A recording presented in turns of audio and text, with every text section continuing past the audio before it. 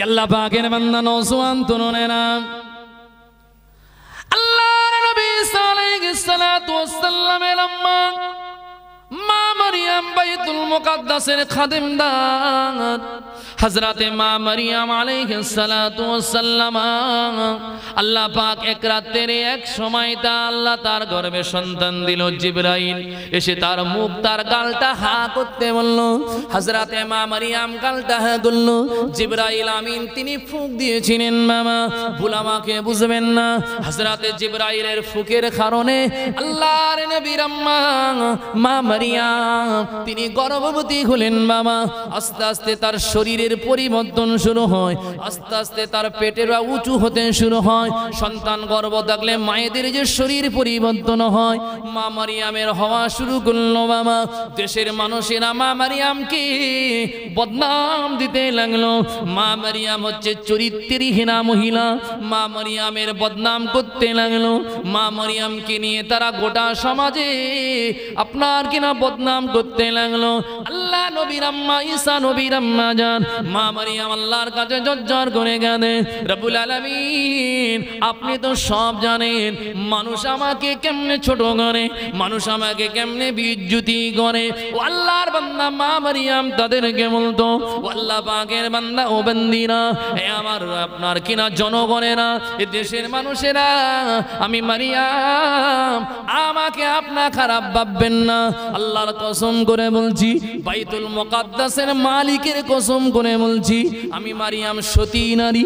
আমি কোনোদিন আমার চরিত্র আমি কোনোদিন নষ্ট করি না, আমি কোনোদিন খারাপ কাজে আমি কিনা জড়িয়ে যাই না।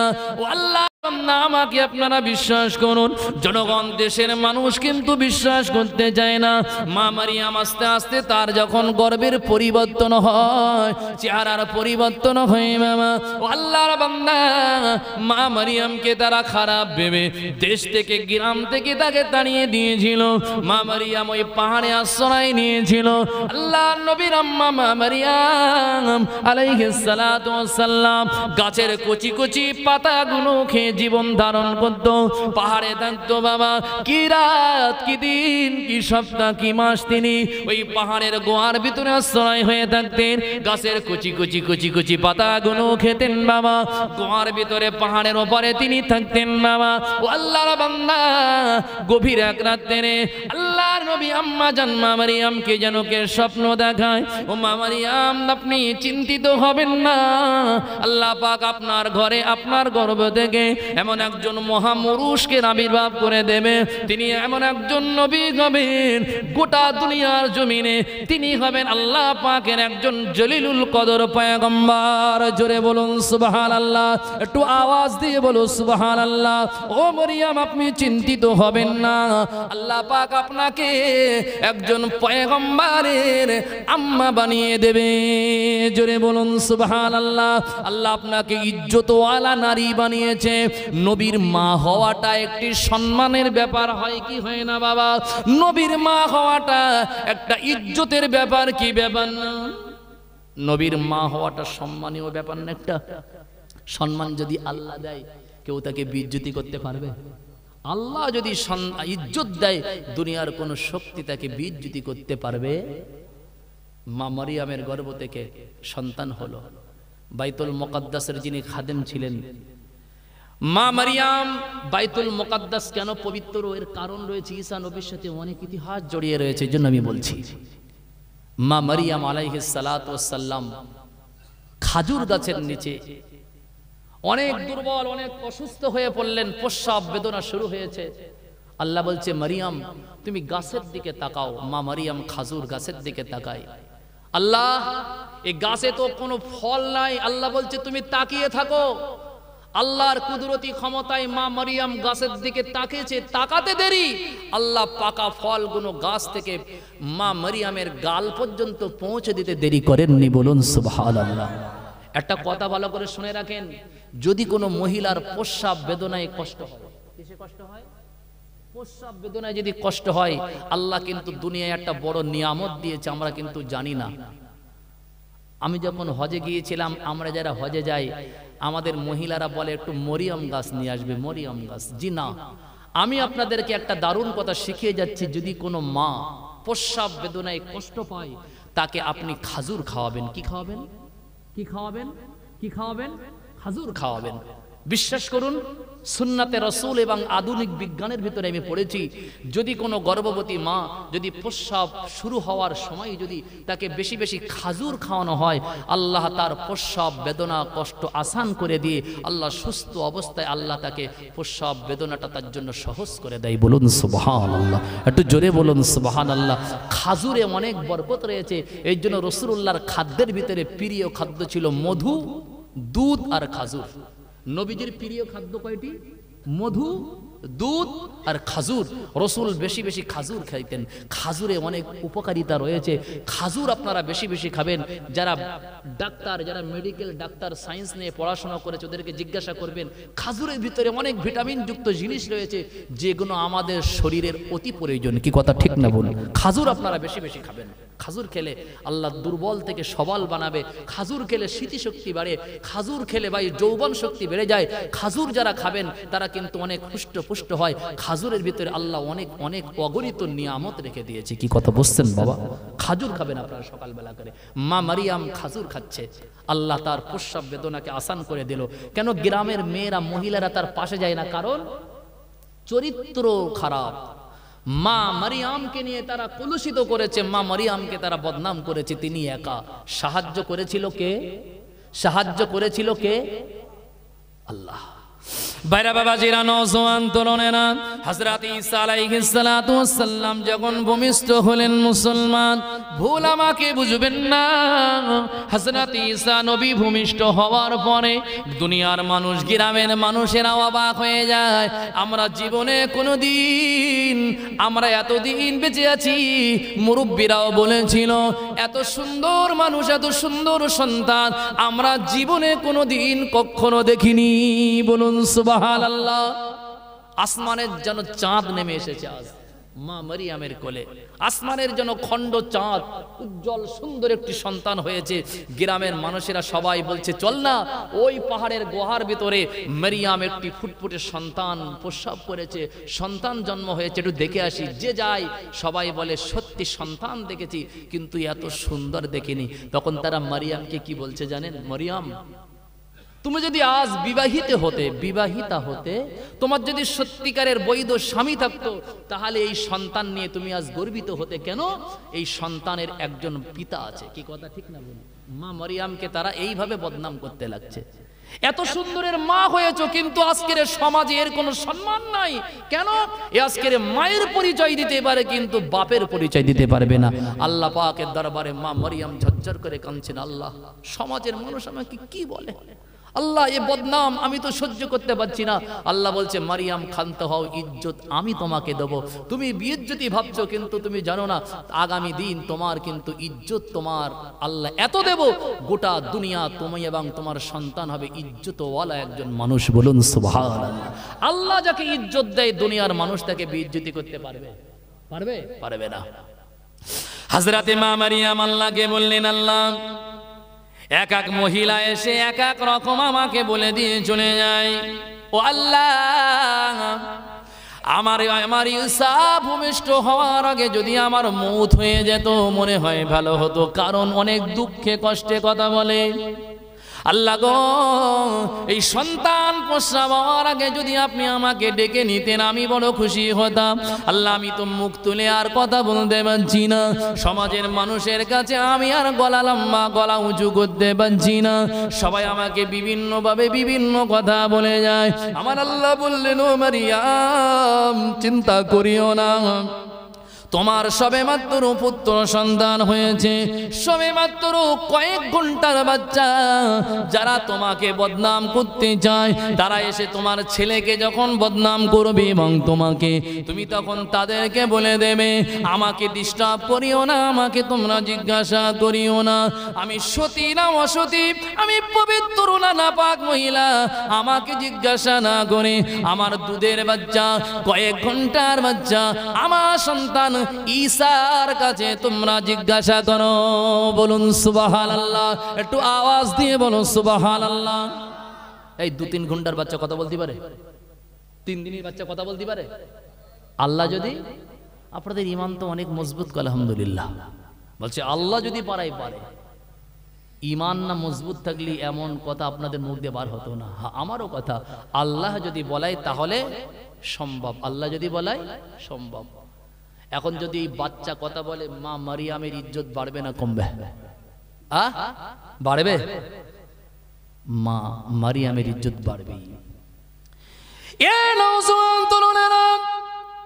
কোরআন শরীফ আল্লাহ পাক রব্বুল আলামিন এই ঘটনাটা তুলে ধরলেন।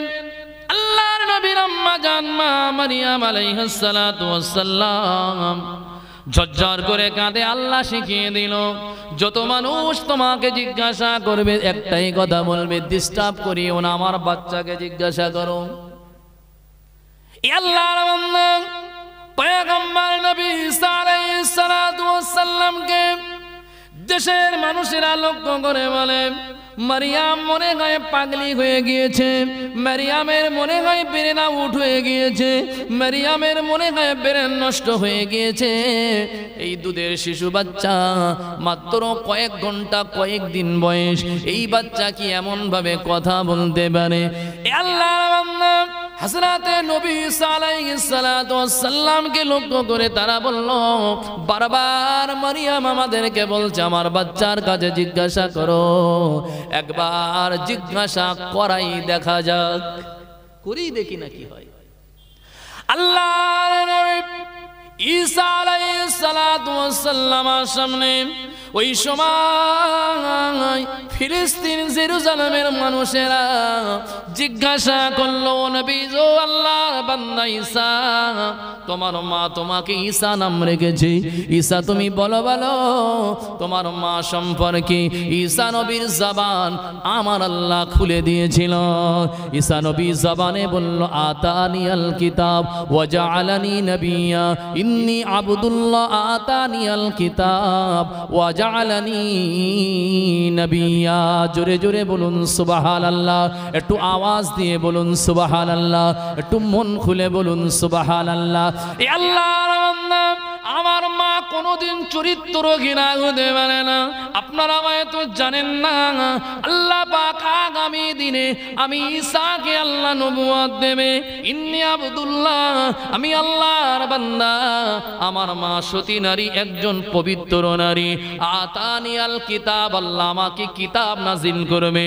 ওয়া জাআলানি নবিয়্যা, আগামী দিনে আমার আল্লাহ আমাকে নবুয়ত দিয়ে দেবে। বলুন সুবহানাল্লাহ। আল্লাহর কসম, নবীদের মা কোনোদিন জিনা করতে পারে নাকি? যারা জিনাকারী হয় তাদের গর্ভে আল্লাহ নবী রাসূল পয়গম্বর পাঠান না। সমস্ত জগতের মানুষেরা বলল, অবশ্যই মারিয়াম আমরা ভুল করে ফেলেছি। কিছু কিছু মানুষ তাকে মেনে নিল, আর কিছু কিছু মানুষ কিন্তু মানল না। মা মারিয়ামকে তারা বদনাম করতেই থাকলো। বলুন নাউযুবিল্লাহ। এই ঈসা আলাইহিস সালাতু ওয়াস সালাম তিনি আল্লাহর নবী হয়েছিলেন না হননি? আজকের এই সেই মাটি, ফিলিস্তিনের মাটি, যে মাটিতে নবী ঈসাকে তার কওমের মানুষেরা শুলে চড়িয়েছিল। বুঝেন না? ঈসা নবীকে পেরেক মেরে দিয়েছিল। ঈসা নবীকে তারা শেষ করে দেওয়ার জন্য, তাদেরকে ঈসা নবীকে কষ্ট দেওয়ার জন্য তারা পেরেক দিয়ে ঈসা নবীকে এমন করে মেরে দিয়েছিল। আল্লাহ ঈসা নবীকে কিন্তু জীবিত অবস্থায় আসমানে তুলে নিয়েছিল। বলুন সুবহানাল্লাহ। তিনি আজও আছেন। আল্লাহ পাক রব্বুল আলামিন তাকে আবার চতুর্থ আসমান থেকে আবার জমিনে পাঠাবেন। ইমাম মেহেদী আলাইহিস সালাতু ওয়াস সালামের সাথী তিনি বন্ধু হিসাবে আসবেন। বলুন সুবহানাল্লাহ। ওটা কখন? কিয়ামতের আগে, ইমাম মেহেদী আলাইহিস সালাতু ওয়াস সালামের আসার পরে আল্লাহ নবী ঈসাকে আবার দুনিয়াতে পাঠাবেন। আল্লাহ পাক যেন আমাদের সবাইকে ইমানদার হিসাবে কবুল করুন। এ নওজওয়ান তরুণেরা, ও গণের গ্রামের জওয়ান যুবকেরা, আল্লাহ পাকের ইমানদার বান্দা বান্দিরা, এই বাইতুল মুকাদ্দাসটা কেন আমরা মহব্বত করি?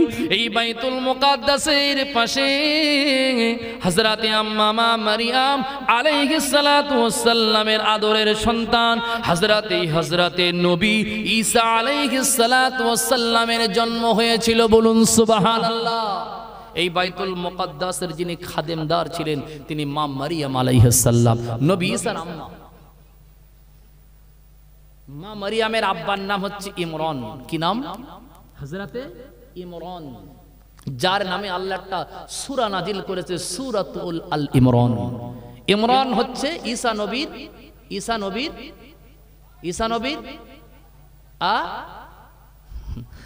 নবীর আব্বা না, ঈসা নবীর দাদু।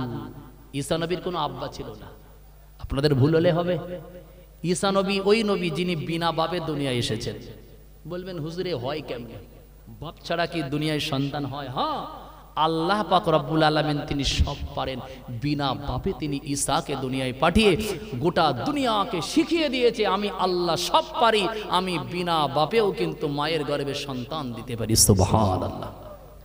ঈসা নবীর নাই মা ছিল, আর আদমের তো বাপও ছিল না, মাও ছিল না, ঠিক না ভুল? হযরতে হাওয়ার আব্বাও ছিল না, মাও ছিল না। কি কথা সত্য না মিথ্যা? আল্লাহ পারে তো নাকি? আল্লাহ সব পারে। যিনি পারে তিনি আল্লাহ, যিনি পারেন না তিনি আল্লাহ হয় কেমনে? আমার আল্লাহ সব পারে, এটা আমাদের বিশ্বাস, তাই না বাবা? আল্লাহর বান্দা ভুল বুঝবেন না। আল্লাহর নবী হযরতে ঈসা আলাইহিস সালাতু ওয়াস সালামের আম্মা, হযরতে মা মারিয়ামের আব্বা হযরতে ইমরান একদিন নিয়ত করলো, আল্লাহ আমার তো সন্তান আদি হয় না গো, আল্লাহ পাক আপনি আমাকে যদি একটা সন্তান দান করেন, আল্লাহ আমি ওয়াদা করছি, আমি মান্নত করছি, আমি ওয়াদা করছি, আল্লাহ পাক বাইতুল মুকাদ্দাসের খাদেমদার বানিয়ে দেব। বলুন সুবহানাল্লাহ। আল্লাহ হযরতে ইমরানের দোয়া কবুল করলেন। আল্লাহ তাকে পুত্র সন্তান না দিয়ে আল্লাহ পাক তাকে একটি কন্যা সন্তান দিয়েছিল। তিনি আর অন্য কেউ না, তিনি হলো হযরতে মা মারিয়াম আলাইহিস সালাম। বলুন সুবহানাল্লাহ। মা মারিয়াম কিন্তু এই বাইতুল মুকাদ্দাসের খাদেমদার ছিলেন, এবং মা মারিয়ামের মামা হন নবী জাকারিয়া। নবী জাকারিয়া তিনিও বাইতুল মুকাদ্দাসের খেদমত করেছেন। তাহলে সব নবীদের সাথে সম্পর্ক বাইতুল মুকাদ্দাসের আছে না না? সমস্ত নবীদের সাথে বাইতুল মুকাদ্দাসের ভালোবাসা রয়েছে। নবীদের ভালোবাসা থাকা মানে আমরা মুসলমান, আমাদেরও তো কম বেশি ভালোবাসা থাকবে, তাই না বাবা? আমাদের ভালোবাসার ভিতরে যদি কেউ ইসলামের দুশমনেরা ভালোবাসতে চায়, মাত থেকে মাসির দরদ না কি বলেন একটা কথা? আপনারা বিশ্বাস করেন মাত থেকে মাসির দরদ বেশি? বিশ্বাস করেন? কখনো হতে পারে না। মার মহাব্বত আর মাসির দরদ কিন্তু এক হতে পারে না। যারা তোমরা এই ফিলিস্তিনের বাইতুল মুকাদ্দাসকে মহব্বত করতে চাও, তোমরা হচ্ছে মাসির মতন ভালোবাসবে, কিন্তু আমরা এই ফিলিস্তিনের বাইতুল মুকাদ্দাসকে আমরা মায়ের মতন ভালোবাসি, ঠিক না বল? কেন? এদের সাথে মুসলমানদের সম্পর্ক রয়েছে। কি কথা ঠিক না বল? দরুদ শরীফ পড়েন আল্লাহুম্মা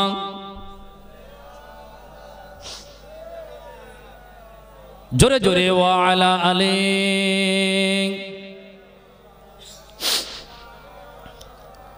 पैगम्बरों का रौज़ा दिखा दे खुदाया, दरे मदद से मिला दे खुदाया, शराबे मोहब्बत पिला दे खुदाया, पैगम्बरों का रौज़ा दिखा दे खुदाया, अल्लाहुम्मा सल्ले अला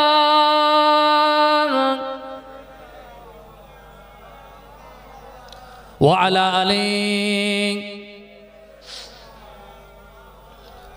আমার আপনার নবী দিন দুনিয়ার বাদশা মসজিদে হারাম থেকে নিয়ে বাবা বোরাকের উপরে সওয়ার হয়ে জিবরাইল আমিনের সাথে করে নিয়ে এই মসজিদে আকসা ফিলিস্তিনের জমিনে যে মসজিদ ইহুদিদের সাথে আজ বিশাল তুমুল যুদ্ধ চলছে বাবা, এই মসজিদে আকসায় আমার নবী নামলেন। আল্লাহ নবী দো জানের বাদশা বোরাকটা এই জায়গাতে বেঁধে রেখে দিয়ে আল্লাহর নবী দাঁড়িয়েছিলেন বাবা। আল্লাহ নবী দেখছেন ওই রাতে মেরাজের রাতে মসজিদে আকসার ভিতরে আমাদের আদি পিতা আব্বাজান আদম আলাইহিস সালাম থেকে নিয়ে নূহ নবী থেকে নিয়ে সুলাইমান নবী থেকে নিয়ে দাউদ নবী থেকে নিয়ে জাকারিয়া নবী থেকে নিয়ে তাকে ঈসা রুহুল্লাহ পর্যন্ত সমস্ত নবী রাসূল পয়গম্বর মসজিদে আকসায় কাতার দিয়ে দাঁড়িয়ে রয়েছে। ইমামতির জায়গাটা খালি পড়ে রয়েছে। আল্লাহর ফেরেশতা জিবরাইল বলল, আসসালাতু ওয়াসসালামু আলাইকা ইয়া রাসূলুল্লাহ ইয়া হাবিবাল্লাহ, আসসালাতু ওয়াসসালামু আলাইকা ইয়া শাফিউল মুজনামিন ইয়া রাসূলুল্লাহ ইয়া হাবিবাল্লাহ। আল্লাহ পাকের দিদারের আগে মসজিদে আকসায় সমস্ত নবীরা দাঁড়িয়ে রয়েছে আপনার পেছনে ইক্তেদা করার জন্য। হুজুর আপনি আসুন আসুন আসুন। ইমামতির জামাজের মুসাল্লা ইমামতির জায়গাটা খালি আছে। আল্লাহ নবী ফিলিস্তিনের এই মসজিদে আকসাতে হুজুর আমার সমস্ত নবী রাসূলদেরকে নিয়ে 2 রাকাত নামাজের ইমামতি করেছিলেন। একটু জোরে বলুন সুবহানাল্লাহ, একটু আওয়াজ দিয়ে বলুন সুবহানাল্লাহ। আমার নবী হলেন ইমাম, সমস্ত নবীরা হলো মুক্তাদি। এই জন্য আমার নবীকে বলা হয় ইমামুল মুরসালিন, সমস্ত নবীদের তিনি ইমাম। জোরে বলুন, একটু আওয়াজ দিয়ে বলুন সুবহানাল্লাহ। আল্লাহ নবী দিন দুনিয়ার বাদশাহ সব নবীদেরকে নিয়ে যে মসজিদে ইমামতি করেছিল, ওই মসজিদের উপর যদি দুনিয়ার কোনো শক্তি আঘাত আনে, ওই মসজিদকে ধ্বংস করার জন্য ইহুদিরা যদি তাদের ক্ষমতা প্রয়োগ করে, আল্লাহর কসম আমরা নবীজির ইমামতির ওই মসজিদটাকে আমরা কোনোদিন বিচ্যুতি করতে দেব না। ঠিক না ভুল? আল্লাহর বান্দা, এই মসজিদে আকসাটা এমন একটি পবিত্র ভূমি, এই মসজিদে আকসাটা এমন একটা পাক পবিত্র স্থান। বাবা ভুল আমাকে বুঝবেন না। এই মসজিদের আশেপাশে অগণিত নবী আলাইহিমুস সালামদের কবর রয়েছে। এই মসজিদে আকসার পাশে আমার আপনার নবী হযরতে জলিলুল কদর উলুল আযাম মুসা আলাইহিস সালাতু ওয়াস সালামের কবর আছে। এই মসজিদের আশেপাশে আমাদের নবী হযরতে জাকারিয়ার কবর রয়েছে। এই মসজিদের আশেপাশে হযরতে ইহইয়া আলাইহিস সালাতু ওয়াস সালামের কবর রয়েছে। আল্লাহর বান্দা, এই মসজিদ এমন একটা মসজিদ যে মসজিদ নির্মাণের পরে হযরতে ইয়াকুব নবী শুরু করেছে। ইয়াকুব নবী দুনিয়া থেকে বিদায় নিয়েছে, তারপরে অনেক নবী আলাইহিমুস সালাম গণেরা এই মসজিদের উপরে আপনার কিনা কাজ করেছে। সর্বশেষ হযরতে নবী সুলাইমান আলাইহিস সালাতু ওয়াস সালাম আল্লাহ তাকে দুনিয়ার বাদশা বানিয়েছিল। সুলাইমান নবীকে আল্লাহ অনেক পাওয়া দিয়েছিল। মামা সুলাইমান নবী এমন একজন বাদশাহ, তিনি জমিনের শুধু বাদশাহ নয়, আসমানের সমস্ত মখলুকের তিনি বাদশাহ ছিলেন। তিনি জিন জাতির বাদশাহ ছিল, পক্ষী কুলের বাদশাহ ছিল। আল্লাহর সমস্ত সৃষ্টির বাদশাহ করে আল্লাহ পাক তাকে দুনিয়ার জমিনে পাঠিয়েছিলেন। বলুন সুবহানাল্লাহ।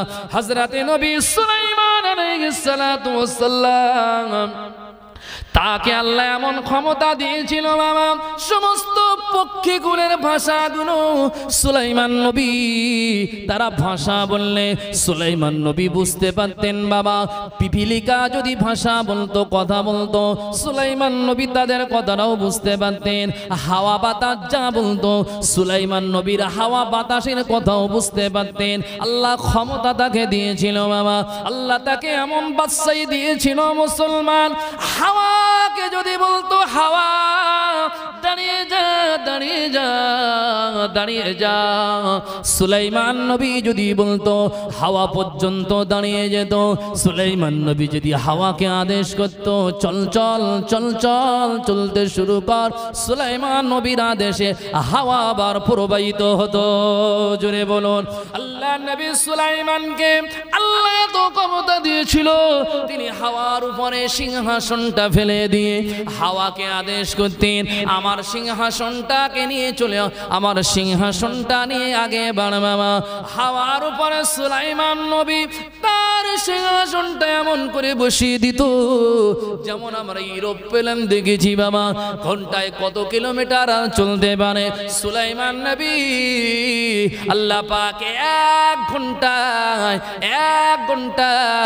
1000 আপনার কিনা 1 মাস দ্রুতগামী ঘোড়া যেমন ভাবে দৌড়ায় একটি দ্রুতগামী ঘোড়া যত দূর দৌড়ায় বাবা, দৌড়ে 1 মাসে যতটা রাস্তা পৌঁছাতে পারে, সুলাইমান নবীর সিংহাসনটা হাওয়াকে এত গতিবেগ আল্লাহ বানিয়ে দিত। সুলাইমান নবীর সিংহাসনটা 1 মাসের দূরত্ব রাস্তাটাকে 1 ঘন্টায় চলে যেতে পারতেন। জোরে বলুন সুবহানাল্লাহ। পৃথিবীর জমিনে সুলাইমান নবী 3 বার, পৃথিবীর জমিনে সুলাইমান নবী 3 বার বাবা আল্লাহর জমিনটা তিনি ভ্রমণ করেছিলেন। জোরে বলুন সুবহানাল্লাহ। আল্লাহর নবীর আব্বা সুলাইমান নবীর আব্বা হযরতে নবী দাউদ আলাইহিস সালাতু ওয়াস সালাম, তিনি ওই মসজিদে আকসাকে নির্মাণের কাজ করেছিল বাবা। অসম আপনার কিনা স্বয়ং হয়নি, আপনার কিনা পুরোপুরি হয়নি বাবা, অসমাপ্তি ছিল। সুলাইমান নবী বাপের বাড়ির দায়িত্ব নিলেন। ওই সময় সুলাইমান নবীকে জিনজাতির আদেশ করে দিল, ওরে জিনজাতি, আমি আল্লাহর ঘর বাইতুল মুকাদ্দাস তথা মসজিদে আকসা নির্মাণ করব। জিনজাতিরা সমুদ্রের তলদেশ থেকে বাবা তারা দামি দামি দামি দামি পাথরগুলো নিয়ে সুলাইমান নবীর আদেশে তারা আল্লাহর পয়গম্বর সুলাইমান নবীর আদেশে তারাও বাইতুল মুকাদ্দাস তথা মসজিদে আকসায় তারা কাজ নির্মাণ করেছিলেন। আল্লাহ পাকের বান্দা সুলাইমান নবীর শরীর অসুস্থ বাবা, আল্লাহর কাছে দোয়া চাইছেন, আল্লাহ আপনি আমাকে যেন ডেকে নেবেন না, যদি বা ডেকে নেন ডাক তো আসলে চলে যেতে হবে। আল্লাহ বাইতুল আকসা তথা বাইতুল মুকাদ্দাস মসজিদে আকসা কাজটা স্বয়ং সম্পূর্ণ হবে না, যদি আমার মওত হয়ে যায় আল্লাহ পাক আমাকে আপনি 100 বছর, আল্লাহ পাক আপনি 100 বছর, আপনার কিনা 1 বছর আল্লাহ পাক আমাকে আপনি এই দাঁড়ানো অবস্থায় রেখে দেবেন। আমি যদি দাঁড়িয়ে থাকি জিনজাতি আর কিনা ফাঁকি দিতে পারবে না। আমি আশা করব মসজিদে আকসাটা স্বয়ং সম্পূর্ণ হবে। সুলাইমান নবীর জাহানকে কবজ করে নিয়েছিল মালাকুল মউত। তারপরে 1 বছর সুলাইমান নবী দাঁড়িয়ে লাঠির উপরে ভর দিয়ে তিনি দাঁড়িয়েছিলেন। জোরে বলুন সুবহানাল্লাহ। সুলাইমান নবীর নেতৃত্বে সুলাইমান নবী এমন বাদশা ছিল, ইন্তেকালের 1 বছর তিনি লাঠির উপর ভর দিয়ে দাঁড়িয়ে বাইতুল মুকাদ্দাসের এই বাকি কাজটা তিনি পরিপূর্ণ করেছিলেন। একটু জোরে চিল্লে বলুন সুবহানাল্লাহ। এই জন্য আমরা মুসলমান বাইতুল মুকাদ্দাসকে মোহাব্বত করি বাবা।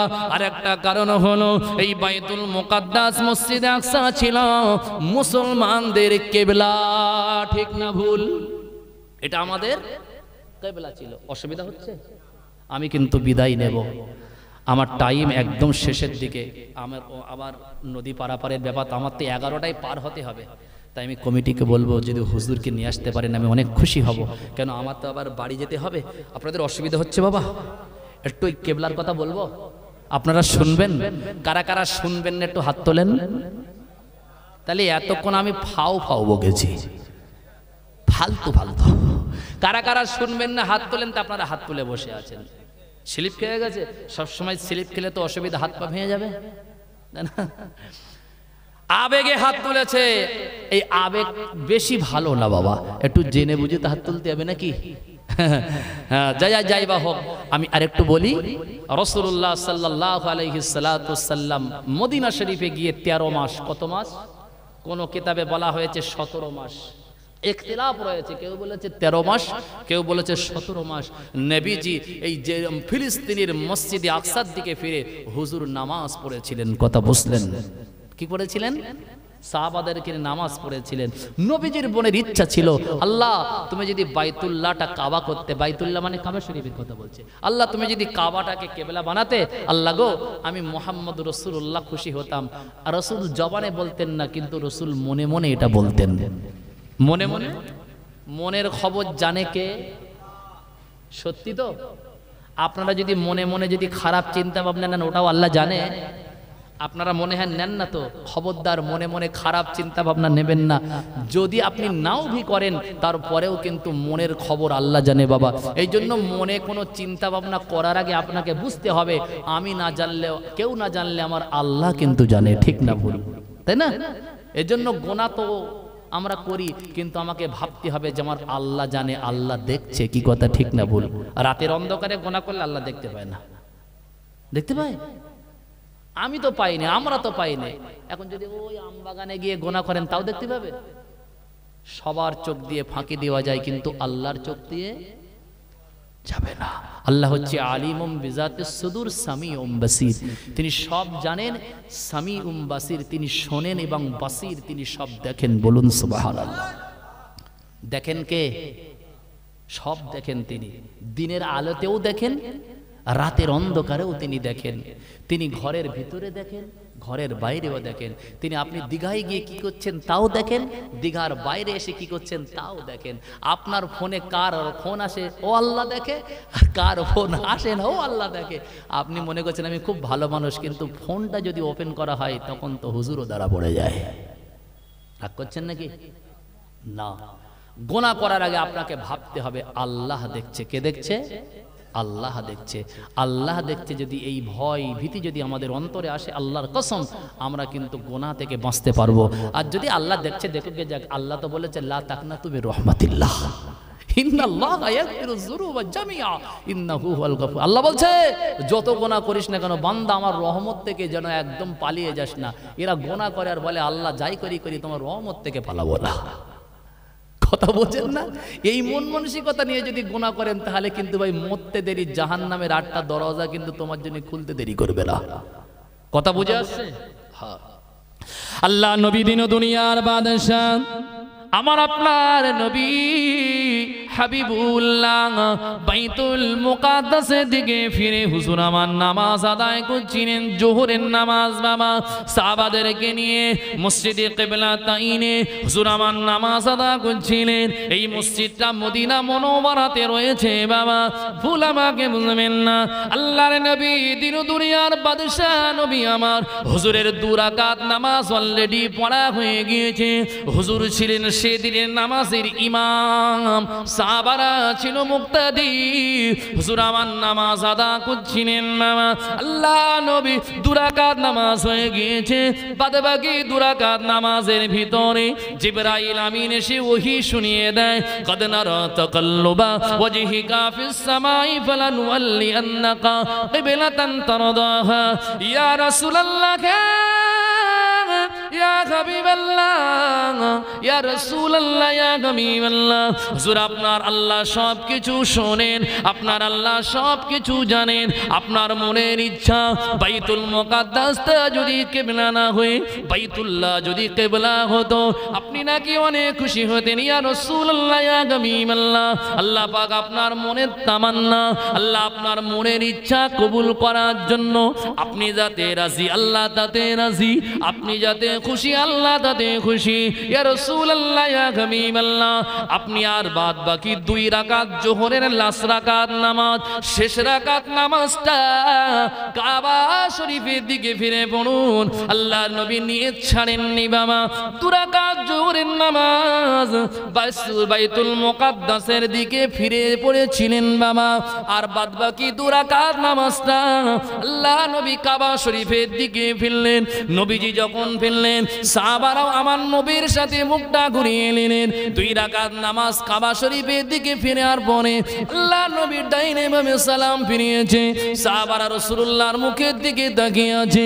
ইয়া রাসূলুল্লাহ ইয়া হাবিবাল্লাহ, আপনি তো নামাজ এমন করে কোনোদিন আমাদেরকে পড়ান নাই। হুজুর 2 রাকাত নামাজ বাইতুল মুকাদ্দাসের দিকে ফিরে আর 2 রাকাত নামাজে আপনি কেন মুখ ঘুরিয়ে নিলেন? আল্লাহ পাকের নবী বলেছিল ও আমার সাহাবারা, ও আমার সাহাবারা শোনো শোনো, আমার আল্লাহর ফেরেশতা জিবরাইল আমিন এসে আমাকে শুনিয়ে দিয়েছে ইয়া রাসূলুল্লাহ ইয়া হাবিবাল্লাহ, আজ থেকে আল্লাহ পাক আপনার মনের ইচ্ছা পূরণ করার জন্য কাবা শরীফটা কিবলা বানিয়ে দিয়েছে। তাই জিবরাইলের কথা মতো আমি রাসূলুল্লাহ বাদ বাকি দুরাকাত নামাজটা আমি কাবার দিকে মুখ করে পড়েছি। জোরে বলুন, একটু আওয়াজ দিয়ে বলো সুবহানাল্লাহ। আমরা মসজিদে আকসা তথা বাইতুল মুকাদ্দাসকে এজন্য ভালোবাসি, এই কাবা কিবলা হওয়ার আগে এই বাইতুল মুকাদ্দাসটা আমাদের কিবলা ছিল, ঠিক না ভুল? আমাদের কিবলা ইহুদিদের না, ওটা মুসলমানদের কিবলা। কাদের কিবলা? মুসলমানদের কিবলা। মুসলমানদের কিবলা। এই জন্য আমরা বাইতুল মুকাদ্দাসকে অনেক মহব্বত করি, অনেক ভালোবাসি। এই বাইতুল মুকাদ্দাসের অনেক ইতিহাস আছে বাবা, যদি আমি টুকটুক করে বলি অনেক সময় লেগে যাবে। আরো শুনুন, আপনাদের কি কষ্ট হয়? আসুন আমরা সকলে দাঁড়িয়ে কয়েকবার বিশ্ব নবী সেনের সালাতু সালাম পড়ি। সকলে দাঁড়িয়ে যান। ইয়া নবী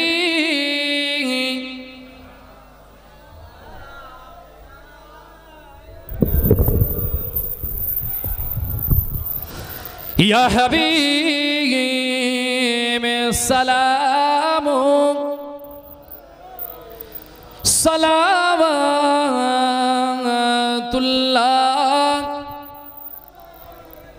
তোমারি ওসিলা দিয়া কন্দিলে না দো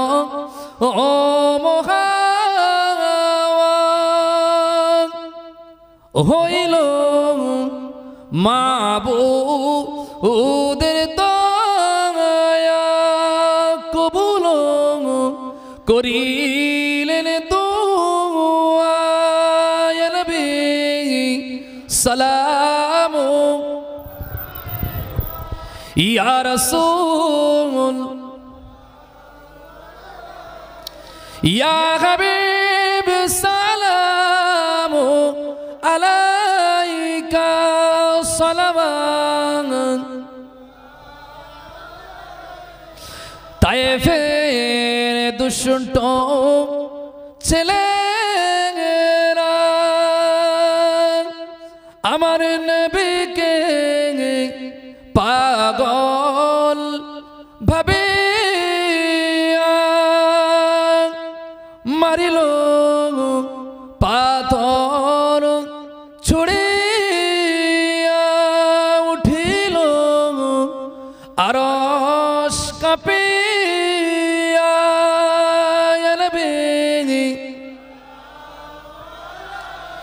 ইয়া রাসূল ইয়া হাবিব সালাম আলাইকা সালাওয়াত। সকলে তাকবীর দেন, নারায়ে তাকবীর, নারায়ে তাকবীর। সিলসিলায়ে ফুরফুরা শরীফ, সিলসিলায়ে ফুরফুরা শরীফ আওলাদে মুজাদ্দিদুজ জামান